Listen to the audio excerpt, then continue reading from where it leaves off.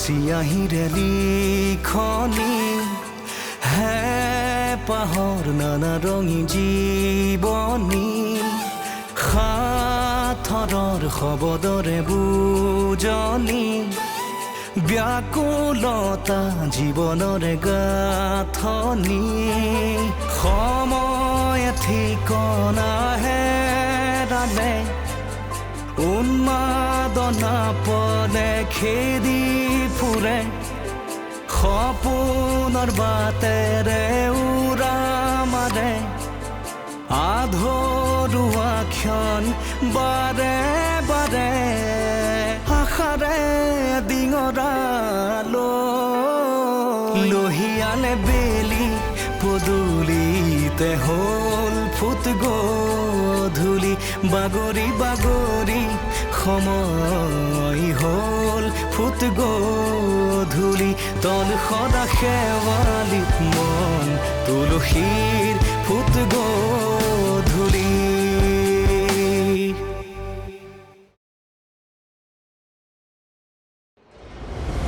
ইয়াৰ পৰা যিমান পাৰি সোনকালে কৰবালৈ যাব লাগিব ইয়াৰ পৰানো আপুনি যাব ক'লৈ বলক আপোনাক নহ'লে ছাৰৰ ঘৰতে থৈ আহোঁ কি ক'লা মই ঈশ্বৰ তাত যাব লাগে মই মৰি যাওঁ তথাপিও তালৈ নাযাওঁ অলৰেডি মই মোৰ ব্যৱস্থা কৰি লৈছোঁ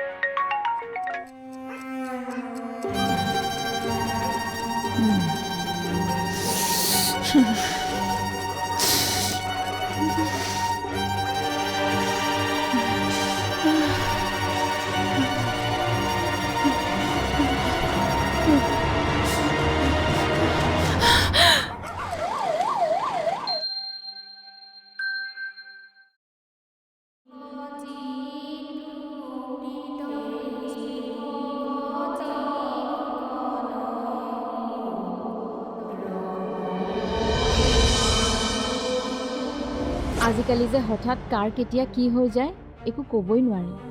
বৰ কষ্ট পালে মানুহগৰাকীয়ে। নিজৰ ল'ৰা ছোৱালীকেইটা ইমান মৰমত ডাঙৰ দীঘল কৰি নিজৰ দায়িত্ব পালন কৰি পাছত অকলশৰে সময়বোৰ কটাবলগীয়া হয়। তন সদা শেৱালিত মন তুলসীৰ ফুট গধূলি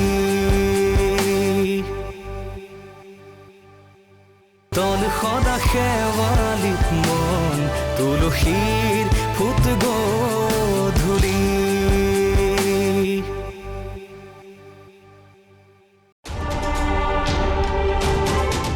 ছাৰ হা মা কেনেকুৱা এতিয়া মাতিছে প্ৰিয়াংশু চলিহা য়েছ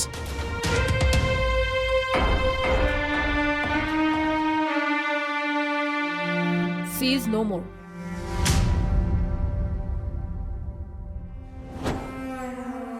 এইখন সংসাৰ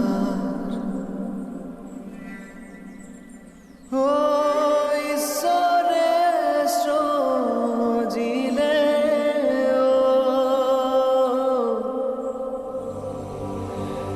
যাবৰে পলনি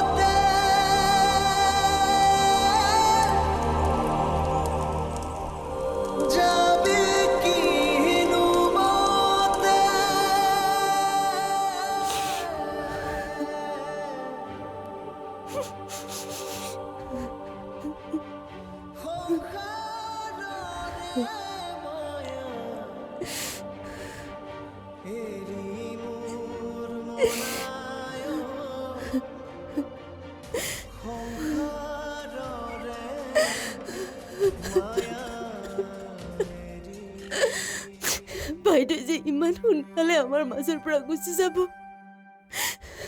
মই সপোনতো ভবা নাছিলো। সেইদিনালৈকে হাঁহি মাতি আছিলে। তাকেই আজিকালি যে হঠাৎ কাৰ কেতিয়া কি হৈ যায় একো ক'বই নোৱাৰি। বৰ কষ্ট পালে মানুহগৰাকীয়ে। নিজৰ ল'ৰা ছোৱালীকেইটা ইমান মৰমত ডাঙৰ দীঘল কৰি নিজৰ দায়িত্ব পালন কৰি পাছত অকলশৰে সময়বোৰ কটাবলগীয়া হয়। কিমান কি যে শুনিছিলোঁ তেওঁৰ বিষয়ে আগতে, কিন্তু এদিন যেতিয়া তেওঁক ওচৰৰ পৰা পালোঁ তেতিয়াহে বুজি পালোঁ মানুহবোৰে যে কিমান সৰু সৰু কথা ডাঙৰ কৰি দিয়ে। যিমান যি কথা ওলালেও বাইদেউ সেই সময়লৈকে একো কথাই দুৰ্বল সজাব নোৱাৰিলে। ইমানেই বেছি সংগ্ৰামী মনৰ মানুহ আছিল যে তাই। মই নিজে তাইৰ পৰা বহুত সাহস পাই আছিলো। সঁচাকৈ মানুহগৰাকীৰ জীৱনৰ পৰা এটা কথাই শিকিব পাৰি, নাৰী হিচাপে আমি নিজক দুৰ্বল বুলি নাভাবি জীৱনটো জীয়াই যাবলৈ মনোবল দৃঢ় কৰিব লাগে।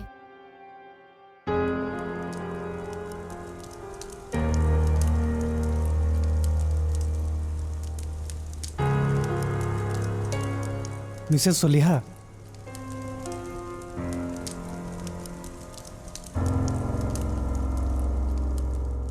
তুমি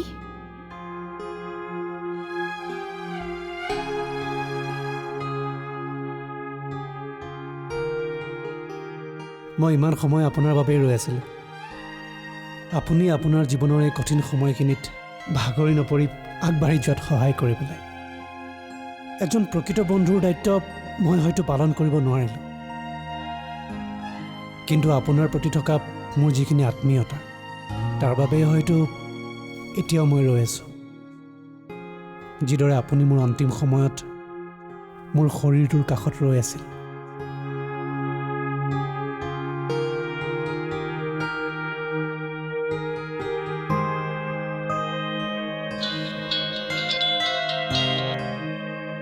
পৰি ঠিক আছে।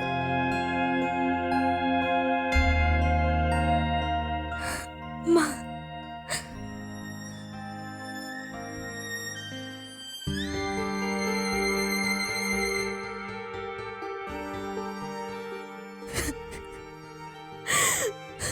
মা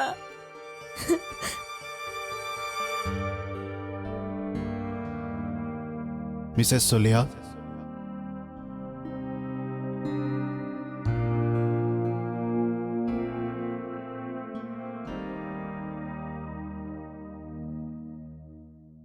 জীয়াই থকা সময়ত মই যি সপোন দেখিছিলোঁ সেয়া আপুনি পূৰা কৰিলে। আপোনাৰ সন্তানৰ পৰা মোৰ একমাত্ৰ সন্তানলৈকে আপুনি আপোনাৰ সকলোখিনি দায়িত্বই পালন কৰিলে। লগতে মোৰ ল'ৰাক মাক বাপেকৰ অভাৱ অনুভৱ কৰাৰ সুবিধাই নিদিলে। ধন্যবাদ। আপুনি মোৰ জীৱনত সঁচা বন্ধুৰ লগতে এজন অভিভাৱক হৈ আছিল, যাৰ বাবে ধন্যবাদৰ পাত্ৰ আপুনিও। মোৰ বিশ্বাস আছিল আপোনালোক যে একোজন শুদ্ধ অন্তৰৰ মানুহ, আৰু সেয়া আজি মৃত্যুৰ পাছতো প্ৰমাণিত হ'ল। কোনোবা ৰৈ আছে। কোনবা?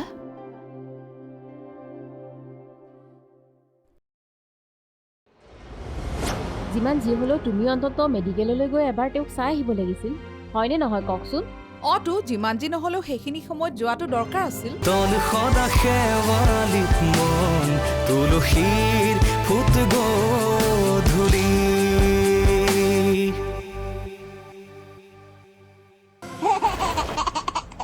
দেউতা, বা ল'ৰা এটাৰ লগত পলাই গ'ল। কি? যিটো ল'ৰাৰ কাৰণে তাই আজি আমাক বিশ্বাসঘাতকতা কৰিলে, এই ল'ৰাটোৱেই তাইৰ জীৱনলৈ ঘোৰ অমাৱস্যা কঢ়িয়াই আনিব। অভিশাপ জানো আশীৰ্বাদ হ'ব পাৰে, সংঘাতে জানো সম্পৰ্ক গঢ়ে, এয়াই নেকি বিচ্ছেদৰ চকুপানী?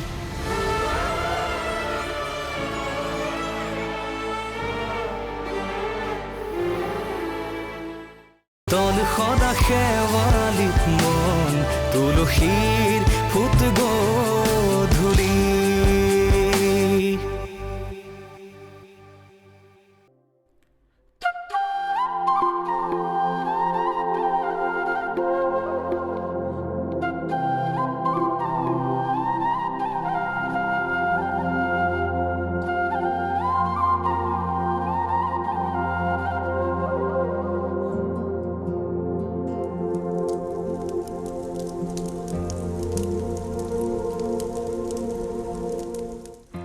যিমান যি হ'লেও তুমি অন্ততঃ মেডিকেললৈ গৈ এবাৰ তেওঁক চাই আহিব লাগিছিল, হয়নে নহয় কওকচোন? অতো যিমান যি নহ'লেও সেইখিনি সময়ত যোৱাটো দৰকাৰ আছিল। মোৰ মনটোৱে কিবা হৈ গ'ল। মই এনেকুৱা হ'ব বুলি কেতিয়াও ভবাই নাছিলোঁ। হঠাৎ যে কি হৈ গ'ল নহয়।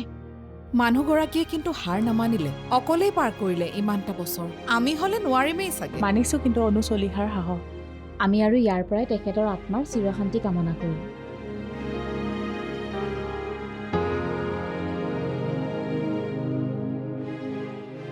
অনু, জীৱনে তোমাৰ অজস্ৰ পৰীক্ষা ল'লে।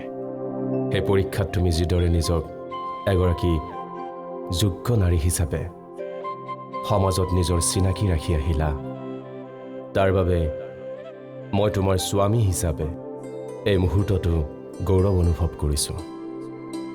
মই তোমাক বুজি নোপোৱাৰ ভুল আৰু বিনা কাৰণত কৰা সন্দেহৰ বাবে আজি মই তোমাৰ ওচৰত সেই ভুল আৰু সন্দেহৰ বাবেই ক্ষমা বিচাৰিছোঁ।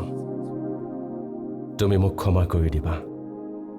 এইটো জীৱনত মই তোমাৰ জীৱনলৈ খন্তেক সময়ৰ বাবেহে আহিছিলোঁ, কিন্তু কথা দিলোঁ অহা জনমত কেতিয়াও মই তোমাৰ কপালখন উকা কৰি থৈ গুচি নাযাওঁ। যিদৰে মৃত্যুৰ পিছতো তোমাৰ মই সাহস হিচাপে আছিলোঁ, সেয়া সুশৰীৰে অহা জনমত বাস্তৱত ৰূপায়ণ কৰিম। মই তোমাক কথা দিলোঁ। সঁচাইনে? আত্মাই মিছা কথা নকয়। এই প্ৰেম স্বৰ্গীয়, ইয়াত খং অভিমান একোৱেই নাই। মন আৰু বিবেকেও আজ্ঞা বা বাধা নিদিয়ে এই প্ৰেমক। আহা অনু, বেলি ডুবি ফুট গধূলি হ'ব এতিয়া। আমিও যাওঁ বলা অজান মুলুকলৈ।